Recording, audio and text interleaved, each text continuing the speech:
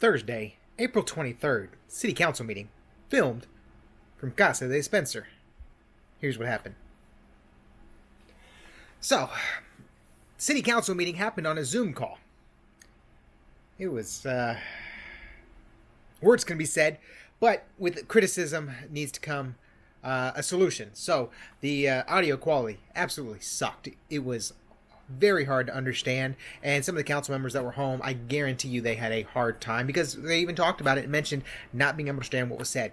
Now, in saying that, how bad that was, you could have still joined on, still could have got a gist and seen some slideshows of what's going on, but the solution for the city council members is something very, very simple. It involves a set of these. That's it. That's all expense that needs to happen. They each need to be on a set of earbuds with a microphone built in. That's it. So that way, they wouldn't catch any of the reverb. And that's a solution simple solution. I'm on enough Zoom calls to know. But what they talked about is actually some pretty important stuff. So I missed the very beginning of it, and I missed about 7 minutes of the first part of the meeting, which should have been the invocation, the pledge, and a few extra minor tidbits. And but what they did talk about was some of the work that's going on construction-wise. City's still going on, okay? Work's still getting done. So one of the things that they were working on was talking about one of the road projects, and those roads include Alma, Jackson, North Tram, Lexington, First Street south of Grand, and possibly as an alternate First Street north of Grand, for a total of $502,927,000. That is including a $23,000 contingency. Now, if you remember, last year I was talking about $500 allocated to street improvements and $500,000 allocated to drainage. Well, that's part of that $500,000. It's just taking a little time to come up with some of the reports and plans and engineers and whatnot to get that work done. But that's kind of a preliminary. It should be pretty close to that, and they may start working on that here soon. I think they're sending out bids, so we'll see some of that work done. Now, saying that, it did agitate or aggravate one of the council members because there was talks about West Davis being done a couple years ago, and that was supposed to be on the agenda. And, well, guess what? I didn't read West Davis on that list. So West Davis is not getting worked on. So that made them, a few people, a little upset. But that was pre-Harvey, and lots of stuff changed after Harvey. So they are going to try to get that West Davis in on next year's budget, because that road needs to be done as well. If you know of a road that really needs to be done, send a message, hit a message below. Let's go film that road and show how crappy that road is, and maybe we can get some dollars budgeted towards that road. Let's see. Now, Busing brought up what's going on with the bridge on OST to Michelle Fagot, the city engineer. And she said that is still in the works, but it's about a 2 to 3 year project to get all of that done. So it's going to be a little bit down the road, because who's paying for it and where the funding has come from. Okay.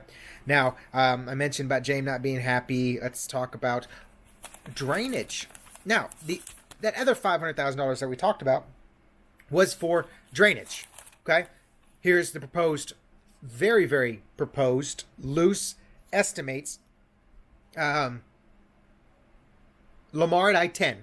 We all know that Green Forest, that's that area behind Market Basket, needs better drainage. They've cleaned out the sluice pipes, but there's still some drainage problems. And Lamar at I-10 is going to get about $33,000.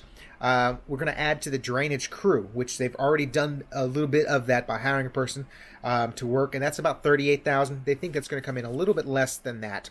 The Green Forest review and survey is going to cost almost $4,000 just to get that area reviewed and resurveyed for some of the work. Heritage is getting an allocation of funds for some drainage pipes that they already talked about. We talked about that last year on some of the work. Heritage should see a little bit more of this funding, in my opinion, and I think they might. And I think they actually have some money factored from the budget directly to them that shouldn't have to be approved, because the city already approved it. And then preliminary and survey for Lindale, and also dealing with Orange County Drainage District. Couple $3,000 right there. Let's see. That comes up to an estimated $86,000. And let's go to the last little bit. $86,000 there. Takes you to $433,000 left on the $500,000 budget. And then the drainage project that they're talking about, very preliminary, need engineering, some yada, yada, yada stuff. Hard to tell really what's going on in the review. But there's $75,600 allocated to that. Big thing was, in that, also some of the drainage next to the hotel to fix some of that needs to be cleared out. And I think they were working on access. Romeo with the city was trying to get all that drainage access all the way down through town. So I guess they're working on that. Really hard to hear what's going on. Not a very, very short meeting. It ended at 7:53, and that's with a bunch of, what'd you say? You've all probably seen those calls. It's can you hear me now kind of aspect. So hopefully next week they all get earbuds with microphones, and they're not in the same room. Because there are a few of them, and you get the feedback, the reverb, and then we can hear actually what's going on a little bit better and have an effective conversation. But just to let you know, city management is still working on trying to get things taken care of and get things moving on. And really, when all this coronavirus gets up, I'm sure they're going to hit it hard. But we need your help. Let us know drainage areas, pictures, send them to me. Spencer at FlairRealEstate.com. And then we'll compile a list. I'll go out there, shoot video of the road, see really how bad, and we can all vote on it. Hey, which one we agree has the worst road in town? Guys, have a question, leave a comment below, share the message. I know you're all at home watching this. If you got any questions, give me a call, 543-4713. Again, Jerad Spencer with Flair Real Estate. Making Vidor the kind of place you're proud to call home. Guys, have a great night.